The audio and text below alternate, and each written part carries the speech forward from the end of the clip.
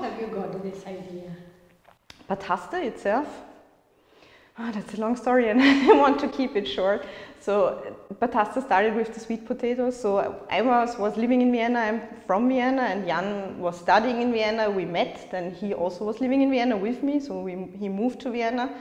And then we were both working there in science, different fields, but both science. And after, I think, 2 years, both of us were like, yeah, maybe it would be cool if we could do something for ourselves. So we had the idea with the sweet potatoes. We moved to Maribor to grow sweet potatoes. The biggest problem was that we had to throw away so many of them just because they are too big. You have 7, 8 perfectly shaped potatoes. Sometimes you have just 1 5-kilogram sweet potato.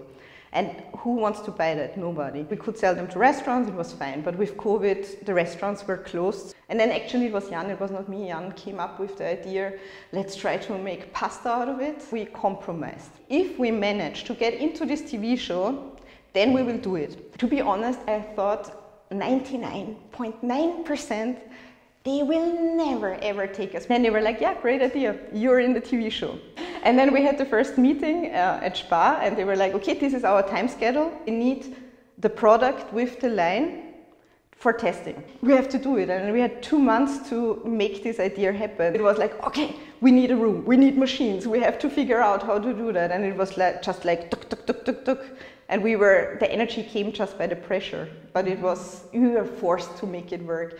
Batasta wouldn't exist without them. It's something completely honest, it's not something PR thing I have to say. It's really, I'm very, very thankful. And like I said, it wouldn't exist without this project, it wouldn't exist. And I'm very thankful that during the first months of Batasta, there was no balance, it was just work. But it was so exciting, and because it was, you know, a new beginning, a start, a project, we put everything in, so it was quite easy. There was no question. First of all, we just had to do it, there was no other way, because it was just the 2 of us.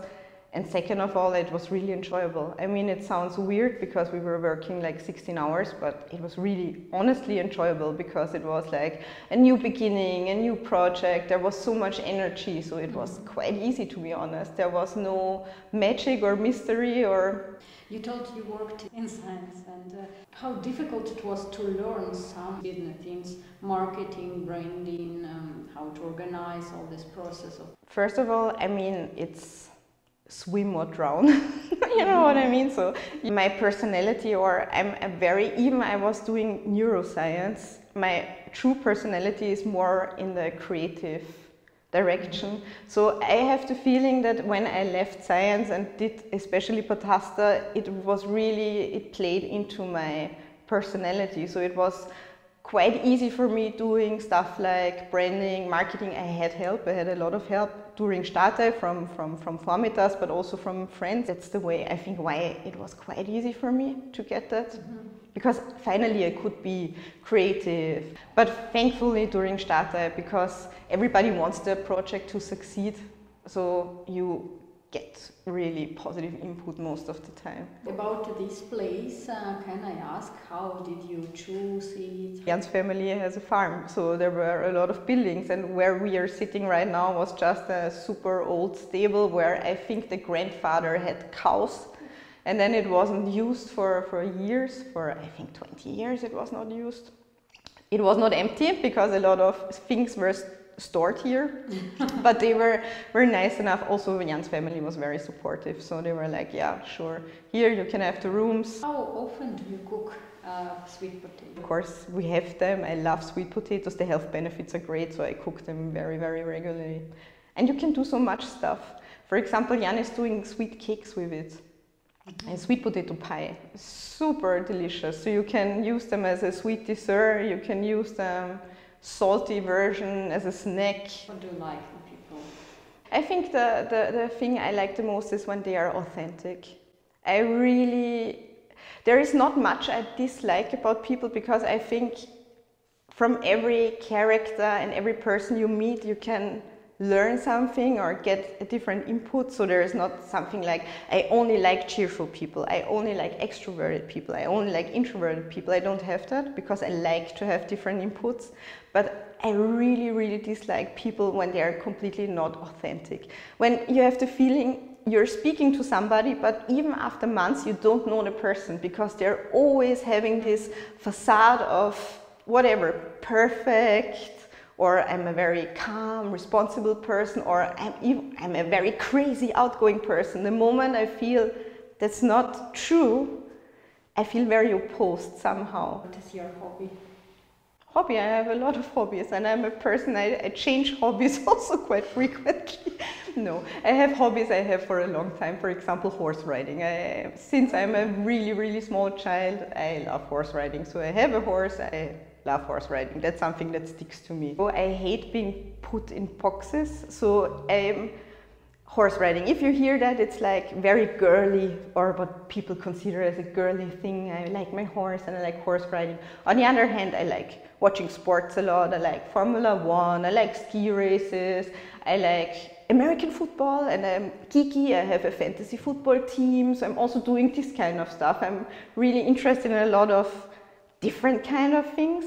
Sometimes I'm super into something, and then after 1 year, I don't know, I picked up painting, for example, and I enjoyed painting for a period of time, and then after 1 year I was like, I don't enjoy it anymore, and now I'm not painting anymore, so I think that's okay. I love nature, I love traveling a lot. I mean, I'm obsessed with crazy traveling. I don't know, we rented a car and drove through Mexico and Guatemala and Belize. We got into a street blockade because there was a village fighting for freedom in Mexico. So really crazy things, but this is, I don't know, this is also giving a lot of energy. So I love visiting countries and not being in a hotel. I hate that. So because when I go to a country, I want to experience the country. So traveling is also a huge thing. About cultural difference between Austria and Slovenia. I'm from Vienna, so I was born and I grew up in Vienna. So the only thing about Austria I really knew was Vienna. So I can't speak about Austrian mentality, I can also only speak about Vienna. That's hard. I think Slovenians, one difference I think that's really a difference between Austria and Slovenia is the self-esteem. So Austrians, I mean, even Austrians complain a lot and everything is shitty.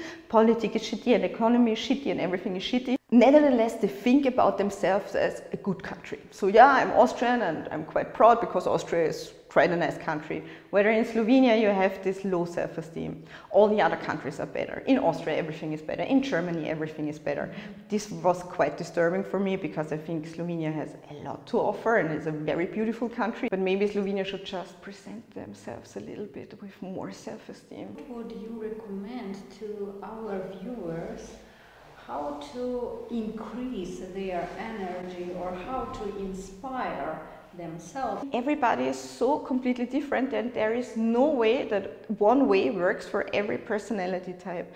And this is something I also only learned in the last 3 or 4 years, is to acknowledge yourself and your weakness, because your weakness very often carries also a strength.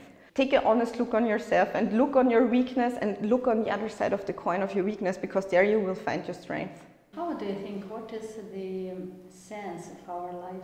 I only can see it for myself, and that's very, very simple, my sense of life, and that is happiness. I honestly think for most of the people it's happiness, because, you know, whatever you want to be or you want to become, the outcome is always because you think then you're happy. You know what I mean? I want to be rich because I think then I'm happy. I want to be successful because I think I'm happy. So being happy is the thing. And if you focus too much on the goal because you think you will achieve happiness, you miss the whole life. So I try to be happy on the road and not after I finish the goal. So instead, try to find the happiness on the road. And I think that's my sense of life, finding happiness on the road, being happy. Najlepša hvala in srečno!